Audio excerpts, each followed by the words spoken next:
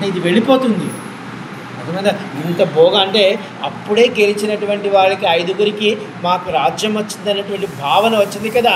మళ్ళీ వెంటనే కృష్ణుడు వాళ్ళకి ఏం చెప్పాడంటే ఇది శాశ్వతం కాదు, ఇది వెళ్ళిపోతుంది. అంటే మోక్షమునకు దగ్గరగా ఉండాలి. ఎందుకంటే బ్రహ్మలోకంలో ఉన్నామనుకోండి, బ్రహ్మలోకం తరువాత వైకుంఠం తర్వాత కైలాసం, ఇక మనకు మోక్షం. అలాగే బ్రాహ్మణుల యందు భక్తి కలిగి ఉండాలి.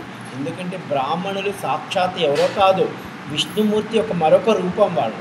ఎందుకంటే వీళ్ళు నిరంతరం విష్ణుమూర్తికి అర్చన ఇష్టం, ఆయనకి పూజ అర్చన ఇష్టం, ఆయనకి ధూప నైవేద్యాలు ఈశ్వరుడికి ఇష్టం లేదు అవన్నీ. ఈశ్వరుడికి ఒక చెమ్ము నీళ్ళు పోసిన మురికి నీళ్ళు పోసిన ఒప్పుకుంటాడు ఆయన. కానీ విష్ణుమూర్తికి అలా కాదు, ఆయనకి చక్కటి అలంకారం కావాలి, చక్కటి పూజ కావాలి, చక్కటి అష్టోత్తర నామాలు శతనామాలు చదవాలి ఆయనకి. కానీ ఇది ఎవరు చేస్తారంటే బ్రాహ్మణులు చేస్తారు కదా. అందుకని ఆయన ఎప్పుడు బ్రాహ్మణులు ఎందుకు ప్రీతి చెంది ఉంటారు. కాబట్టి ఆ బ్రాహ్మణుని మనం కానీ ఎప్పుడు భక్తితో ఉన్నట్లయితే వస్తుంది. గొప్ప గొప్ప తీర్థయాత్రలు చేసేవారు అంటే నిరంతరము, ఇప్పుడు చూడండి మీరు అందరూ ఇక్కడ కూర్చున్నారు, ఈ సైకిల్ స్వామి గారు పాపం ఏ కష్టం వచ్చిందో ఏమో తెలియదు, ఆయన 12 జ్యోతిర్లింగాలు సైకిల్ వేసుకొని తిరిగి వచ్చాడు ఆయన. అర్థమవుతుందా? 12 జ్యోతిర్లింగాలు ఆయన సైకిల్ వేసుకొని తిరిగాడు. కాబట్టి ఆయన ఎన్ని రోజులు తిన్నాడో, ఎన్ని రోజులు నిద్రపోయాడో, ఎన్ని రోజులు బట్ట కట్టాడో లేదో ఇవన్నీ తిరిగాడు. కాబట్టి ఇక్కడ ఒక 1000 మందికి వచ్చినా ఉండడానికి ఒక ఆశ్రమాన్ని ఏర్పాటు చేశాడు. అంటే కష్టపడ్డాడు కాబట్టి ఆ కష్టం మరొకరు పడకుండా చూసే ప్రయత్నం చేశాడు. అంటే గొప్ప పరోపకారాలు చేయాలి, అలాగే నిరంతరము గొప్ప సదాచారము చేయాలి. అయితే త్రికరణ శుద్ధిగా జీవిత లక్ష్యాన్ని ముందుకు వెళ్ళాలి.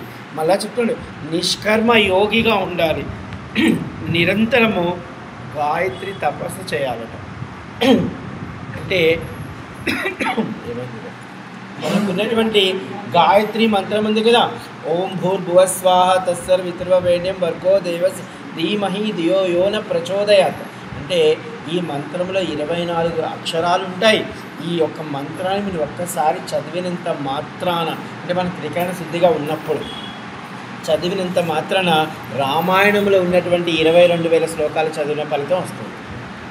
అంటే ఒక్కొక్క అక్షరం ఏం చేస్తుందంటే మన శరీరంలో 1000 నాణాలను కదిలిస్తుంది. అది నిజం. ఇది మీకు ఎంత పెద్ద కష్టమున్నా గాయత్రి మంత్రం ఒక 108 సార్లు చదవండి, అది పోతుంది.